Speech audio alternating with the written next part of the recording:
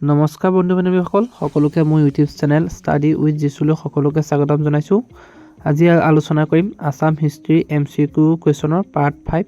বলক এতিয়া ভিডিঅ'টোৰ ফালে আগবাঢ়োঁ।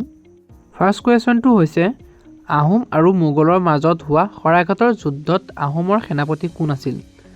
অপশ্যন ক লালুকখোলা বৰফুকন, অপশ্যন খ লাচিত বৰফুকন, অপশ্যন গ বাদুলী ফুকন, অপশ্যন ঘ আতন বুঢ়াগোহাঁই। ইয়াৰ ভিতৰত শুদ্ধ উত্তৰটো হৈছে অপশ্যন খ লাচিত বৰফুকন। নেক্সট কুৱেশ্যনটো হৈছে অসমৰ কোনজন স্বৰ্গদেউ শাসনকালক স্বৰ্ণ যুগ বুলি কোৱা হয়? অপশ্যন ক ৰুদ্ৰসিংহ, অপশ্যন খ গদাধৰ সিংহ, অপশ্যন গ শিৱসিংহ, অপশ্যন ঘ প্ৰতাপ সিংহ। ইয়াৰ ভিতৰত শুদ্ধ উত্তৰটো হৈছে অপশ্যন ক ৰুদ্ৰসিংহ। নেক্সট কুৱেশ্যনটো হৈছে 1857 চনৰ বিদ্ৰোহত অসমত কোনে নেতৃত্ব দিছিল?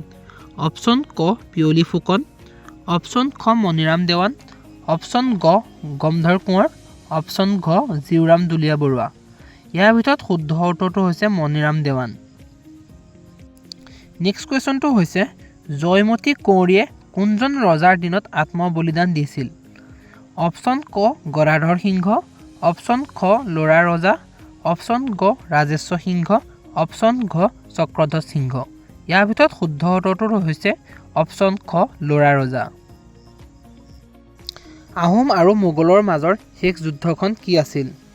অপশ্যন এ শৰাইঘাট যুদ্ধ, অপশ্যন বি ইটাখুলি যুদ্ধ, অপশ্যন চি আলাবৈৰ যুদ্ধ, অপশ্যন ডি ভৰলীৰ যুদ্ধ। ইয়াৰ ভিতৰত শুদ্ধ উত্তৰটো হৈছে অপশ্যন বি ইটাখুলি যুদ্ধ 1682 চনত হৈছিল। নেক্সট কুৱেশ্যনটো হৈছে শ্ৰীমন্ত শংকৰদেৱৰ জন্ম কোন চনত হৈছিল? অপশ্যন এ 1449 চনত, অপশ্যন বি 1467 চনত, অপশ্যন চি 1539 চনত, অপশ্যন ডি 1450 চনত। ইয়াৰ ভিতৰত শুদ্ধ উত্তৰটো হৈছে অপশ্যন এ 1449 চনত। নেক্সট কুৱেশ্যনটো হৈছে হস্তবিদ্যাৰ্ণৱ নামৰ পুথিখন কাৰ ৰাজত্বকালত লিখা হৈছিল? Option A Rudra Singha, option B Gadadhar Singha, option C Shiva Singha, option D Pramatta Singha. ইয়াৰ ভিতৰত শুদ্ধ উত্তৰটো হৈছে অপশ্যন চি শিৱসিংহৰ দিনত। নেক্সট কুৱেশ্যনটো হৈছে 1894 চনৰ পথৰুঘাটৰ ৰণ অসমৰ কোন জিলাত হৈছিল? ইয়াত অপশ্যন আছে option A Kamrup, option B Darrang, option C Nagaon, option D Jorhat. ইয়াৰ ভিতৰত শুদ্ধ উত্তৰটো হৈছে অপশ্যন বি দৰং। নেক্সট কুৱেশ্যনটো হৈছে কুশল কোঁৱৰক কোন চনত ফাঁচি দিয়া হৈছিল?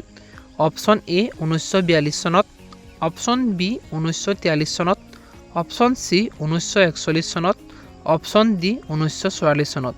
ইয়াৰ ভিতৰত শুদ্ধ উত্তৰটো হৈছে অপশ্যন বি 1943 চনত 15 জুন তাৰিখে।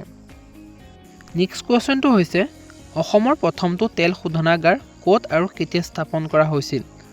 অপশ্যন এ নুমলীগড় 1999 চন, অপশ্যন বি ডিগবৈ 1901 চন, অপশ্যন চি গুৱাহাটী 1962 চন, অপশ্যন ডি বঙাইগাঁও 1974 চন। ইয়াৰ ভিতৰত শুদ্ধ উত্তৰটো হৈছে অপশ্যন বি ডিগবৈ 1901 চনত। নেক্সট কুৱেশ্যনটো হৈছে কোনজন আহোম ৰজাই প্ৰথম হিন্দু ধৰ্ম গ্ৰহণ কৰিছিল বুলি জনা যায়? Option A Rudra Singha, option B Jayadhwaj Singha, option C চুহুংমুং, অপশ্যন ডি গদাধৰ সিংহ। ইয়াৰ ভিতৰত শুদ্ধ উত্তৰটো হৈছে অপশ্যন চি চুহুংমুং। নেক্সট কুৱেশ্যনটো হৈছে অসমৰ পৰা ভাৰত ৰত্ন লাভ কৰা প্ৰথম ব্যক্তি কোন আছিল? Option A Bhupen Hazarika, option B Gopinath Bordoloi, option C Lakshminath Bezbaruah, option D Jyotiprasad Agarwala. ইয়াৰ ভিতৰত শুদ্ধ উত্তৰটো হৈছে অপশ্যন বি গোপীনাথ বৰদলৈ 1999 চনত মৰণোত্তৰভাৱে লাভ কৰিছিল তেওঁ।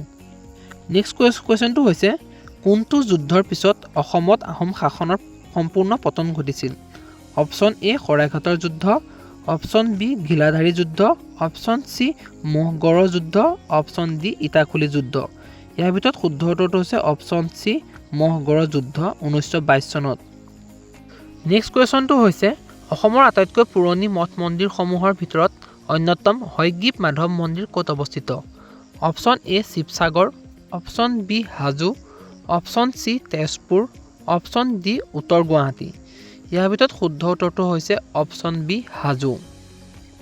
নেক্সট কুৱেশ্যনটো হৈছে অসমীয়া সাহিত্যৰ চানেকি নামৰ বিখ্যাত পুথিখন কোনে সম্পাদনা কৰিছিল option A Lakshminath Bezbaruah option B Hemchandra Barua option C Hemchandra Goswami option D Anandaram Dhekial Phukan ইয়াৰ ভিতৰত শুদ্ধ উত্তৰটো হৈছে option C Hemchandra Goswami next কুৱেশ্যনটো হৈছে আহোম স্বৰ্গদেউ ৰুদ্ৰসিংহই নিৰ্মাণ কৰা ৰংপুৰৰ ৰংঘৰ প্ৰথমে কিহেৰে নিৰ্মিত আছিল অপশ্যন এ ইটাৰে অপশ্যন বি শিলেৰে অপশ্যন চি বাঁহ আৰু কাঠেৰে অপশ্যন ডি লোৰে ইয়াৰ ভিতৰত শুদ্ধ উত্তৰটো হৈছে অপশ্যন চি বাঁহ আৰু কাঠেৰে নেক্সট কুৱেশ্যনটো হৈছে অসমৰ প্ৰথমটো কৃষক বিদ্ৰোহ ফুলগুৰি ধাৱা কিমান চনত হৈছিল অপশ্যন এ 1861 চনত অপশ্যন বি 1894 চনত অপশ্যন চি 1857 চনত অপশ্যন ডি 1826 চনত ইয়াৰ ভিতৰত শুদ্ধ উত্তৰটো হৈছে অপশ্যন এ 1861 চনত